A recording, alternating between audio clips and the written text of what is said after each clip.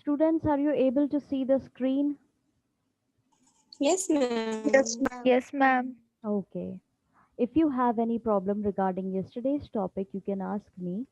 अगर आपको कल के पढ़ाई टॉपिक में कोई दिक्कत आई है तो अभी आप पूछ सकते हैं. No, ma'am. Okay. No, ma'am. Okay. कल हमने पढ़ा था constitution as a living document. हमने ये टॉपिक शुरू कर दिया था और हमने पढ़ा था इसके अंदर कि इसको लिविंग डॉक्यूमेंट की तरह क्यों कहा जाता है. क्यों कहा जाता है? क्योंकि ये फ्लेक्सिबल है कुछ चीज़ों के अंदर और कहीं पे रिजिड है. फ्लेक्सिबल एज इन कॉन्सिक्वेंसेज जो भी आ रहे हैं, जो भी सर्कमस्टेंसेज इसके सामने आ रहे हैं अकॉर्डिंग टू द टाइम, ये उससे डील कर लेता है अपने अंदर कुछ चेंजेस ला करके. जैसे कि ह्यूमन बींग्स जो होते हैं वो समय के अनुसार बदलते रहते हैं, उसी तरीके से ये भी अपने आप को ढालता रहता है, मोल्ड करता रहता है. ठीक है, अब हम आज आगे पढ़ेंगे. The important point is, has the constitution been able to protect itself and protect democracy. अब इम्पॉर्टेंट पॉइंट ये है, क्या कॉन्स्टिट्यूशन अपने आप को प्रोटेक्ट कर पा रहा है या फिर डेमोक्रेसी को प्रोटेक्ट कर पा रहा है. We completed this as well. Okay, no problem. In the past 6 decades, some very critical situation arose in the politics and constitutional developments of the country. We have made a brief reference to some of these in this chapter already. In terms of constitutional legal issues, the most serious question that came up again and again from 1950 was about the supremacy of the parliament. अब पिछले 6 दशक से ये critical situation आई है politics के अंदर भी और कॉन्स्टिट्यूशनल डेवलपमेंट को लेकर के कंट्री के अंदर भी. और हमने पहले भी इस चैप्टर के अंदर पढ़ा है किस तरीके से लीगल इश्यूज आए हैं. ठीक है, सीरियस क्वेश्चन उठने लगे हैं बार बार. 1950 के दौरान जो है ये भी चीज़ बोली गई थी कि पार्लियामेंट जो है सबसे सुपीरियर है. पार्लियामेंट्री डेमोक्रेसी जो है वो रिप्रेजेंट करती है लोगों को, इसीलिए एक्सपेक्ट किया जाता है कि उसका एक इम्पॉर्टेंट रोल होगा एग्जीक्यूटिव या जुडिशरी के ऊपर. ये हमने कल भी पढ़ लिया था, एक रिवीजन हो गया है आपका छोटे से. अब at the same time there is the text of the constitution, it has given powers to other organs of the government. और उसी समय हमने ये भी पढ़ा है इसी चैप्टर के अंदर कि जो बाकी ऑर्गन्स हैं गवर्नमेंट के, कॉन्स्टिट्यूशन ने उसको भी, संविधान ने हमारे देश को उनको भी कुछ पावर्स दी हैं. Therefore, the supremacy of the parliament has to operate within this framework. इसीलिए जो सुप्रीमेसी है पार्लियामेंट को, जो सुपियोरिटी दी गई है वो पर्टिकुलर एक फ्रेमवर्क के अंदर है, यानी कि एक सर्टेन लिमिट के अंदर ही है. Democracy is not only about votes and peoples representation. जनतंत्र का मतलब सिर्फ यही नहीं होता लोगों के वोटों से या लोगों की रिप्रेजेंटेशन से. It is all about the principle of rule of law. ये सिर्फ किस पर डिपेंड करता है, मेन चीज़ क्या है इसके अंदर डेमोक्रेसी के अंदर, principle of rule of law, कि जो रूल करेगा उसका कानून जो है वो क्या है. ठीक है, एक होता है कानून बना देना और एक होता है तरीके से कानून बनाना जो लोगों की भलाई करे. ठीक है, तो यहाँ पर principle of rule of law है. Democracy is also about developing institutions and working through these institutions. Democracy का मतलब ये भी है कि यहाँ पे आप इंस्टीट्यूशंस को डेवलप करें और काम करें इन्हीं इंस्टीट्यूशंस के तहत. All the political institution must be responsible to the people and maintain a balance with each other. सारे पॉलिटिकल इंस्टीट्यूशंस जो हैं वो क्या करें, वो रिस्पॉन्सिबिलिटी उठाएंगे लोगों के लिए. ठीक है, और बैलेंस मेंटेन करेंगे आपस में एक दूसरे के. इसका एक अच्छा एग्जांपल आप आज के ज़माने से जो कनेक्ट कर सकते हैं वो इस तरीके से है कि जैसे हमारे यहाँ पर पार्लियामेंट्री फॉर्म ऑफ गवर्नमेंट चलती है. 2 हाउसेज होते हैं, राज्यसभा और लोकसभा. दोनों ही पॉलिटिकल इंस्टीट्यूशन की तरह देखे जा सकते हैं. ठीक है, अब दोनों ही अगर प्रॉपरली काम करें, क्योंकि वो दोनों ही क्या है, लोगों के द्वारा चुने हुए लोग ही हैं, रिप्रेजेंटेटिव्स ही हैं जिनको हम लोग चुनते हैं, वोट करते हैं और हमारी तरह से वो हमारे एरिया को रिप्रेजेंट करते हैं और हमारी भलाई के लिए ही पॉलिसीज़ बनाते हैं. तो इनका मेन काम क्या है, इन पॉलिटिकल इंस्टीट्यूशंस का काम मेन ये है कि इनको प्रॉपरली रिस्पॉन्सिबिलिटी उठाते हुए काम करना है और इनको जवाबदेही भी देनी पड़ेगी. यानी इनसे ये लायबल भी हैं कि इनसे क्वेश्चंस भी पूछ सकती है जनता कि आप किस बेसिस पे किसी भी पॉलिसी का निर्माण कर रहे हैं, किस तरीके से आप कानून बनाने की सोच रहे हैं. और अगर पब्लिक को वो चीज़ समझ में नहीं आएगी तो पब्लिक प्रोटेस्ट पे आ जाएगी या जो भी है। तो यही चीज़ इनका काम है, एक तो इनको रिस्पॉन्सिबिलिटी उठानी है और आपस में इनको बैलेंस बना करके चलना है, एक बैलेंस मेंटेन करके चलना है, तभी ये आगे बढ़ पाएंगे और चीज़ों को सॉल्व कर पाएंगे अच्छे तरीके से, और हमारे देश के अंदर प्रॉपर काम हो पाएगा, डेवलपमेंट शुरू हो पाएगा। इस तरह का काम इनका होता है, ठीक है। यही बैलेंस जो है इनको बोला गया है, मतलब मेंटेन करना होता है इस तरह के पॉलिटिकल इंस्टीट्यूशंस को।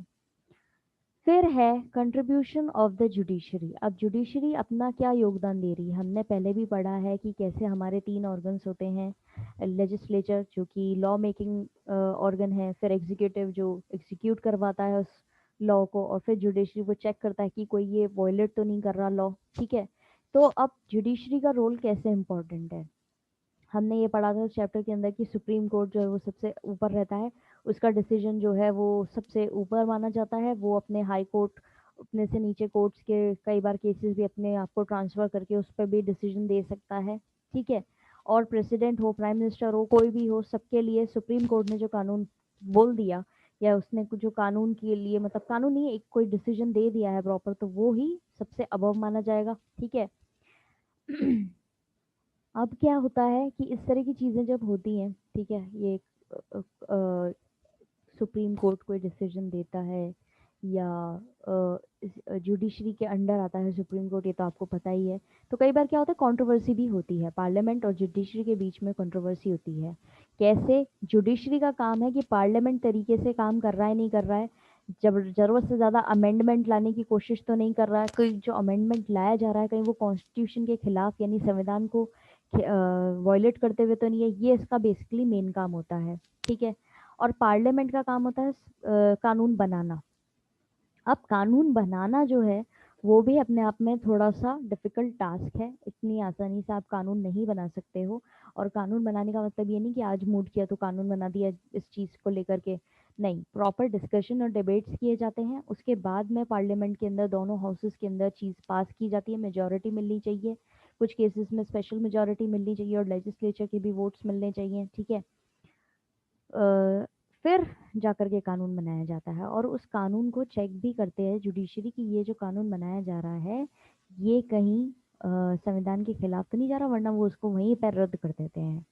अब हम इसके अंदर चीज़ें पढ़ेंगे। During the controversy between the judiciary and the parliament thought that it had the power and responsibility to make laws and amendments for the furthering the interest of the poor, backward and the needy. अब controversy हुई है judiciary और parliament के बीच में, जिसमें parliament का मानना ये था कि उसके पास में सारी पावर्स हैं और रिस्पॉन्सिबिलिटी है कि वो कानून बनाए, स्पेसिफिकली अमेंडमेंट करवाए, ठीक है, जिससे जो गरीब लोग हैं उनका जो इंटरेस्ट है उसको ठीक करे, बैकवर्ड लोगों को और जो ज़रूरतमंद लोग हैं उनके इंटरेस्ट के अनुसार ये कानून बना करके या फिर अमेंडमेंट ला करके चीज़ों को ठीक करे, ठीक है। The judiciary insisted that all this has to take place within the framework provided by the Constitution, and pro-people measures should not bypass legal procedures, because once you bypass laws, even with good intentions, that can give an excuse to the power holders to use their power arbitrarily. अब क्या हुआ था यहाँ पर, अपनी parliament ने तो अपनी सोच रख दी थी कि वो क्यों इस तरीके से, उसने क्या कंट्रोवर्सी हुई थी उसमें उन्होंने अपना पॉइंट रख दिया था कि भाई हम तो अमेंडमेंट करना चाह रहे हैं क्योंकि हमारे पास में पावर भी है और रिस्पॉन्सिबिलिटी भी है कि हम कानून बना सकें और गरीब, बैकवर्ड और ज़रूरतमंद लोगों के लिए काम कर सकें। और जुडिशरी ये इंसिस्ट दे रहा था कि भले ही आपके पास में पावर्स है लेकिन आपको काम एक फ्रेमवर्क के अंदर करना है जो आपको संविधान ने प्रोवाइड कराया है, यानी संविधान ने जो आपको लिमिटेशन करी है, आपकी पावर्स जितनी दी हैं उसी हिसाब से आप काम करें। प्रो पीपल मेजर्स लेने के चक्कर में आप कहीं लीगल प्रोसीजर को वॉयलेट नहीं कर दें, कानून के विरोध में नहीं चले जाएं, क्योंकि एक बार अगर कानून बन गया, ठीक है, एक बार कोई कानून बन गया, भले ही आपकी इंटेंशंस अच्छी हों, लेकिन उससे क्या होता है, एक वजह मिल जाती है पावर होल्डर्स यानी कि जिनके पास में पावर्स है उनको, कि वो अपनी पावर का यूज़ अपने हिसाब से अपने पर्सनल फ़ायदे के लिए करने लग जाए। तो इस चीज़ को लेकर के जुडिशरी ने अपना पॉइंट रखा। And democracy is as much about checks on arbitrary use of powers as it is about the well-being of the people. और इन्होंने ये भी अपना पॉइंट रखा जुडिशरी ने कि डेमोक्रेसी यानी जनतंत्र का मतलब यही होता है कि इस तरीके से अगर कोई पावर यूज कर रहा है तो उसके ऊपर चेक रखें। अपने पर्सनल यूज के लिए या अपने पर्सनल इंटरेस्ट के लिए या अपने फेवरेट चीज के लिए आप अपनी पावर का यूज नहीं कर सकते। यहाँ पे आपको अपनी पावर का यूज सिर्फ लोगों की भलाई के लिए ही करना है। इस पैराग्राफ के अंदर कोई भी दिक्कत आई हो तो भी आप पूछ सकते हैं। किसी को कोई लाइन समझ में नहीं आई है तो अभी पूछ सकते हैं। मैम यस, मैम ये रिस्पॉन्सिबिलिटी वाली लाइन वापिस बताना, अथॉरिटी वाली। रिस्पॉन्सिबिलिटी वाली। ओके, हाँ देखो यहाँ पर बोला जा रहा है कि आप अब जो पार्लियामेंट होता है उसका मेन काम क्या होता है कि वो कानून पास करवाता है, अमेंडमेंट लाता है कॉन्स्टिट्यूशन के अंदर जिससे लोगों की भलाई के लिए काम कर सके। तो पार्लियामेंट बोल रहा है यस कि मैम। हमारा काम है कानून बनाना और हम रिस्पॉन्सिबल हैं कानून बनाने के लिए, यानी कि अमेंडमेंट लाने के लिए, जिससे क्या हो आगे जा कर के पुअर लोग या बैकवर्ड या जरूरतमंद लोग जो है उनको फायदा मिल सके। ये इनका मानना था। ठीक है। Yes ma'am. अब जो ओके मैम। जुडिशरी थी उनका मानना ये था कि भाई आप कानून बना रहे हैं, कोई दिक्कत नहीं है, आपकी सोच भी अच्छी है, कोई दिक्कत नहीं है, लेकिन आपको कानून बनाते समय ये ध्यान रखना है कि कॉन्स्टिट्यूशन ने जो आपको रिस्ट्रिक्शन या लिमिटेशन की है आप उसी के अंडर रह करके काम करें। क्योंकि आप कानून बना रहे हैं लेकिन ऐसा नहीं होना चाहिए कि कहीं आपके पर्सनल चीज़ों के लिए आप कानून बना रहे हैं, नाम उनका ले रहे हैं। क्योंकि हमारा काम यही है कि हम चेक करेंगे कि आपने जो भी कानून बनाने की सोची है कि आपकी जो भी पावर्स हैं हम उसको ये देखते हुए काम करते हैं हम कि आप उसका कहीं गलत यूज़ तो नहीं कर रहे, कहीं अपने ये नाम लेकर के कि आप गरीबों की मदद कर रहे हैं या आपके इंटेंशंस भले ही कुछ भी रहे हो। हमारा काम ये है कि हम उस पावर्स को चेक करेंगे कि आप अपने फ़ायदे के लिए तो इस्तेमाल नहीं कर रहे हैं। अब समझ आया?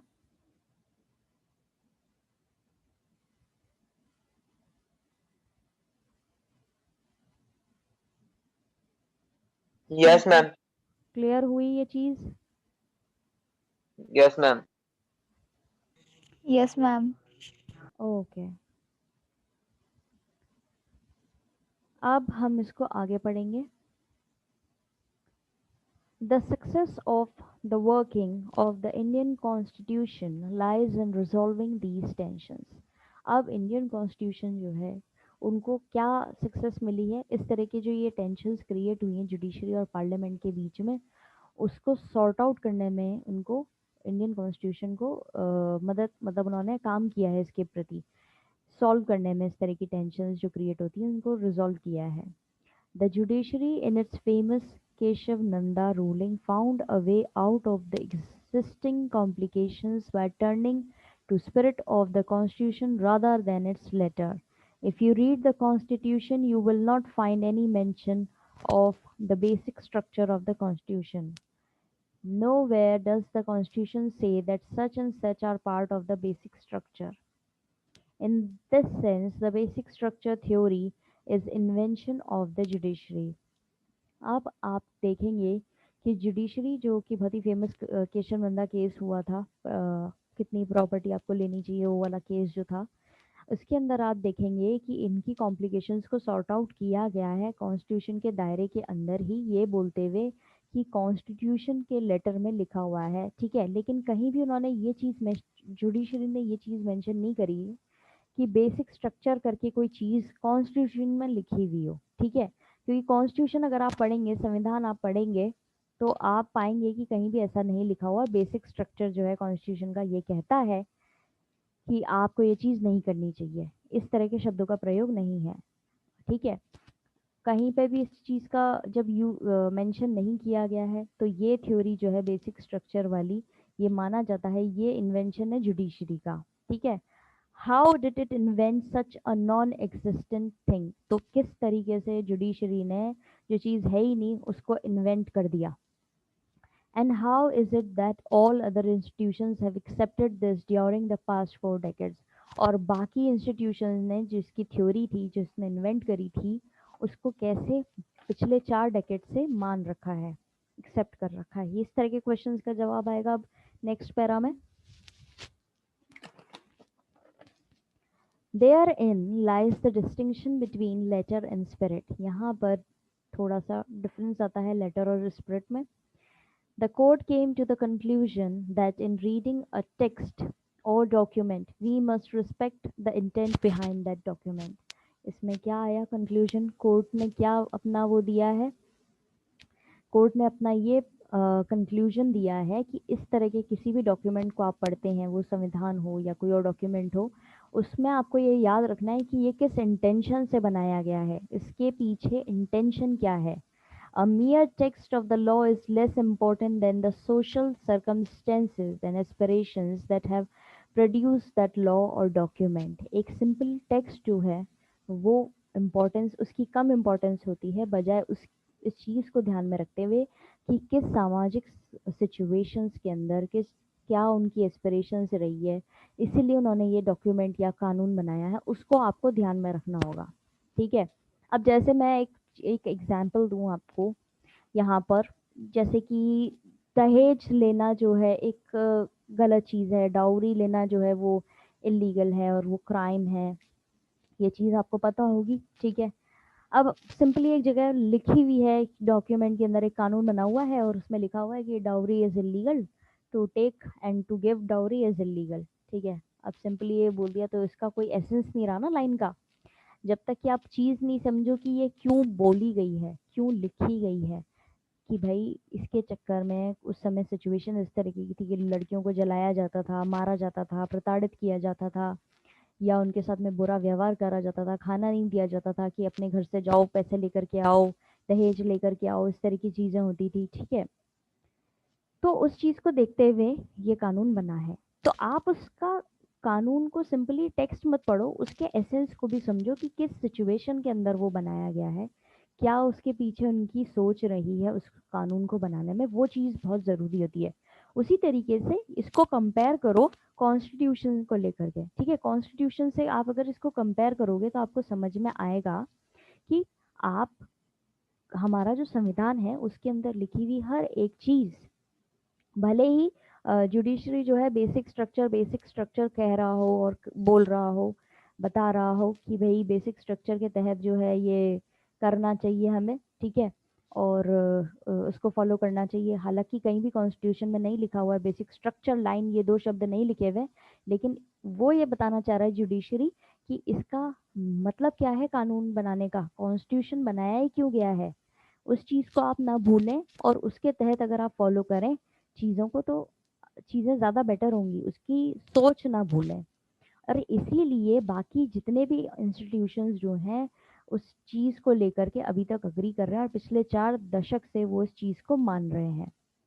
अब समझ में आया? ये पैराग्राफ आधा ही पढ़ाया है अभी, कोई दिक्कत? No, ma'am. No, ma'am. Okay. The court was looking at the basic structure as something without which the constitution cannot be imagined at all.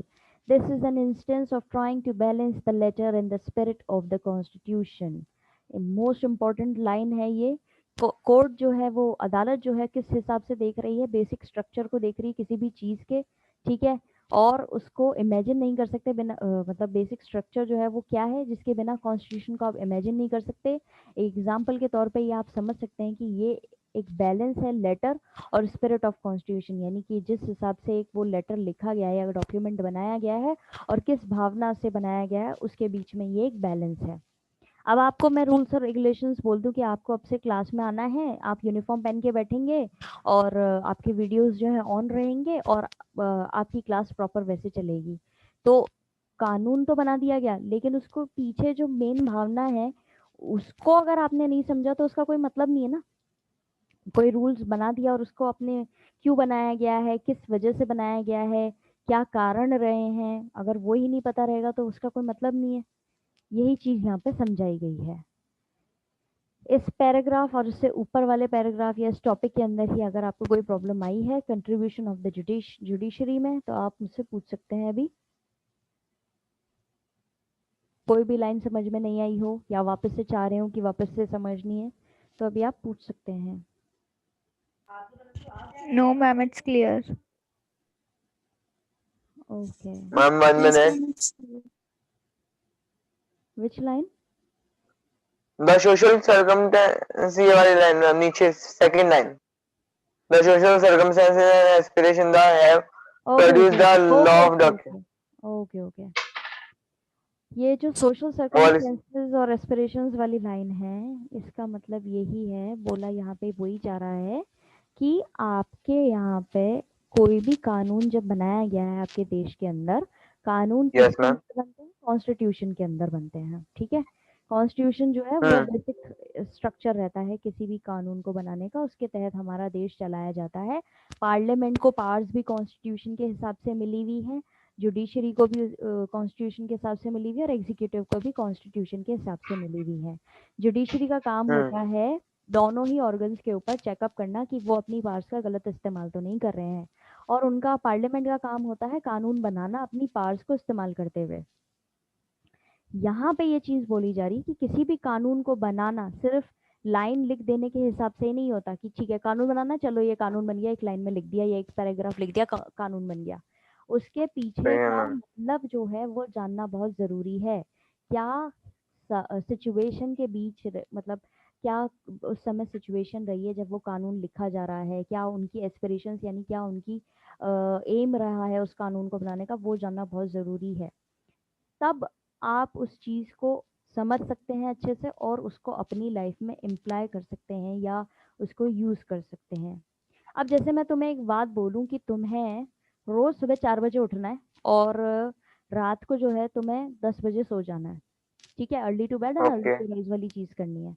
तो तुम्हें ये चीज़ बोल दी, लेकिन मैंने तुम्हें इसका मतलब ही नहीं समझाया कि ये आगे जाके तुम्हारे हम्म. क्या काम आएगा, किस तरीके से ये तुम्हें फ़ायदा देगा, या तुम अगर जल्दी उठोगे तो तुम्हें कितना तुम्हारा माइंड फ्रेश रहेगा, तुम्हारे पास ज़्यादा टाइम रहेगा चीज़ों को प्रॉपरली करने के लिए, तुम एक्सरसाइज कर सकते हो, उससे तुम्हें बेनिफिट्स मिलेंगे। अगर मैं उस चीज़ के बारे में चीज़ को समझाऊंगी ही नहीं तो मतलब रहेगा क्या? ये तो बस एक लाइन हो गई कि मैंने तुम्हें बोला और तुमने मानना है। अब तुम पूछोगे तो सही ना भाई, क्यों मानना है मैम, क्यों कह रहे हैं आप ऐसा, क्या फ़ायदा है इससे, क्या किस सिचुएशन में आप ये चीज़ इम्प्लाई करना चाह रहे हैं, वही चीज़ यहाँ पे बोली गई है। और ma'am the letter and the spirit of the constitution, ये भी समझो एक बार. ये भी वही बात बोली गई है कि लेटर लिख देना और उसकी स्पिरिट यानी कि उसकी असल भावना को समझना बहुत ज़रूरी है। Okay ma'am. Okay, that's all for today. Next. कल हम कंप्लीट करेंगे अपना ये चैप्टर और उसके बाद में हम टेक अवे पॉइंट्स जो हैं वो भी आपके पढ़ लेंगे और क्वेश्चन आंसर्स जो हैं वो भी अपलोड कर दिए जाएंगे। अपनी प्रॉब्लम्स जो भी आज हमने पढ़ा है या इस चैप्टर से रिलेटेड कोई भी और प्रॉब्लम है तो आप कल पूछ सकते हैं, हम आपकी प्रॉब्लम्स पे डिस्कस कर लेंगे। Now I am sending Okay you ma'am. For your another class. Okay, till then. Ma'am आप हिस्ट्री के लिए ना. यस।